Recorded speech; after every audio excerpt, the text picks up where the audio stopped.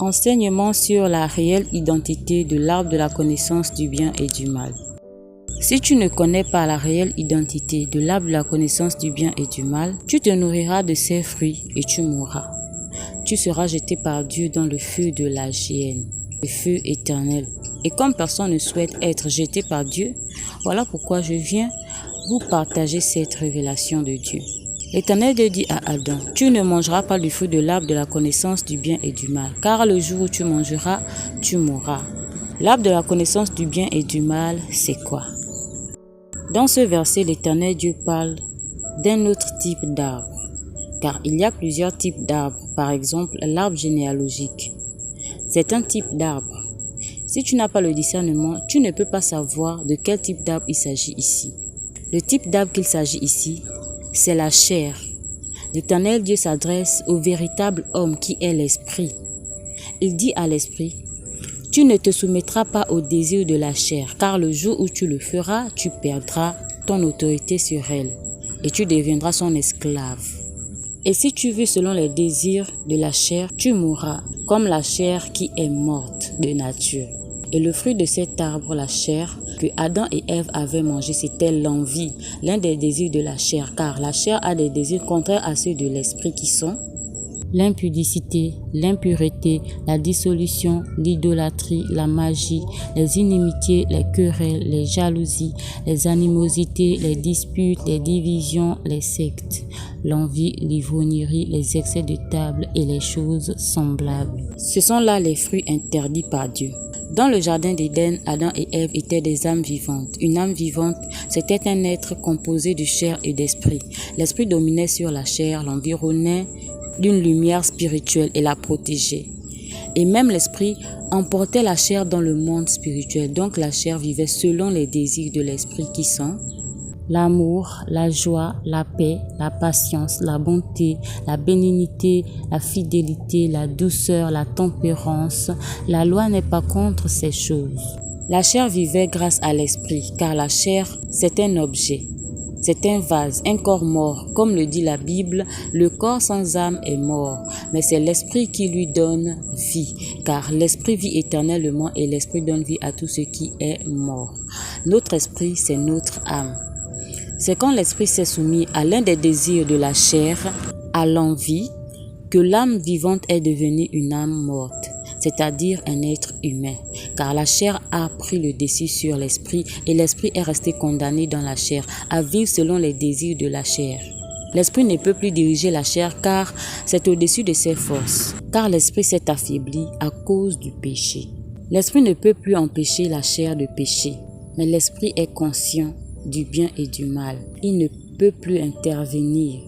Il ne peut que ressentir l'amertume du péché et exprimer son mécontentement par des larmes et de la tristesse, en se lamentant sur son sort en disant « Ce qui est bon, je le sais, n'habite pas en moi, c'est-à-dire dans ma chair. J'ai la volonté, mais non le pouvoir de faire le bien, car je ne fais pas le bien que je veux et je fais le mal que je ne veux pas. Et si je fais ce que je ne veux pas, ce n'est plus moi qui le fais, c'est le péché qui habite en moi. » Voici la manière dont Adam et Ève ont péché. Avant de pécher, Adam et Ève étaient ignorants. Ils ne savaient que ce qu'on les enseignait. Et c'est en se faisant enseigner qu'ils ont eu l'envie de découvrir, l'envie de connaître davantage. L'envie, l'un des fruits de la chair à ne pas consommer, à ne pas se soumettre. Ève a eu l'envie de posséder l'intelligence, comme le chérubin Lucifer qui les enseignait. Ce fut là le moyen par lequel il utilisa pour faire pécher les hommes, en mentant à Ève que le sexe est la clé qui ouvre l'intelligence. Or, c'est le Saint-Esprit, l'esprit de sagesse, d'intelligence, de vérité, de révélation dans la connaissance de Dieu. Cet esprit qui donne à tout homme l'intelligence et la sagesse spirituelle que possède le chérubin Lucifer, cet ange qui était doué de sagesse et d'intelligence spirituelle, qu'ils auront reçu à un niveau de maturité défini par Dieu. Avec cette envie de découvrir, l'esprit de Ève a désobéi à la parole de Dieu.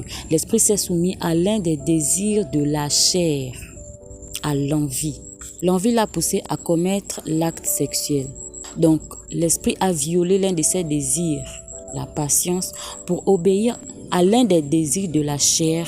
Et en un instant, l'esprit est resté condamné dans la chair. Il est devenu esclave de la chair et du péché, condamné à vivre dans le monde physique. Sachez que ces désirs, ce sont des fruits interdits par Dieu. L'esprit est condamné à vivre dans le monde physique. Aujourd'hui, sachez que la chair, c'est l'arbre de la connaissance du bien et du mal.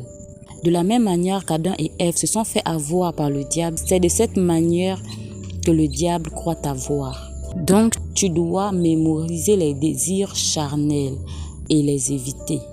Comme ça, si tu pêches, tu pourras demander pardon à Dieu. Car il y a des péchés que nous n'avons pas conscience. Voilà pourquoi, en priant, je confesse à Dieu que j'ai péché en acte, en parole et en pensée. Pardonne-moi.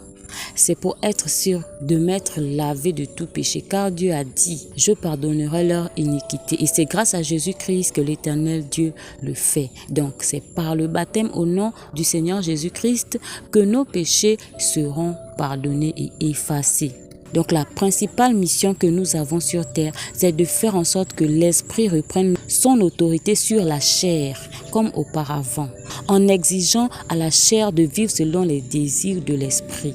Donc le corps corruptible, la chair, doit revêtir l'esprit, l'incorruptible, l'Éternel, pour que nous ne mourons plus et que la mort soit engloutie, et que nous retournons dans le monde spirituel auprès de Dieu par l'enlèvement. C'est possible. Car Jésus a vaincu la mort, et c'est en Jésus que nous aussi, nous allons vaincre la mort. Donc si tu es en Jésus-Christ, tu as gagné d'avance, car il a la clé de la mort et du séjour de mort. Donc quand tu es en Jésus-Christ, le diable ne peut plus t'ôter la vie. Mais si tu retournes faire les œuvres de la chair, le diable pourra te détruire. C'est-à-dire, il pourra te rendre aveugle, il pourra te rendre muet, il peut te rendre infirme, mais il ne pourra pas t'ôter la vie. C'est ce qui est arrivé à Samson. L'Éternel Dieu avait établi Samson comme protecteur du peuple de Dieu à son époque, pour combattre contre les Philistins qui persécutaient le peuple de Dieu. Mais à cause d'une femme, Samson est allé au camp de l'ennemi, chez les Philistins, pour trouver cette femme que les Philistins utilisèrent comme appât afin d'avoir Samson dans leur piège. Et quand ils l'ont eu, ils l'ont percé les yeux. Ils ont décidé de le détruire, au point où il décida lui-même de mourir avec un grand nombre de Philistins. C'est la même chose qui est arrivée à Judas, qui s'est pendu après avoir vendu Jésus-Christ. C'est tout pour aujourd'hui. Je vous dis à bientôt pour une nouvelle vidéo.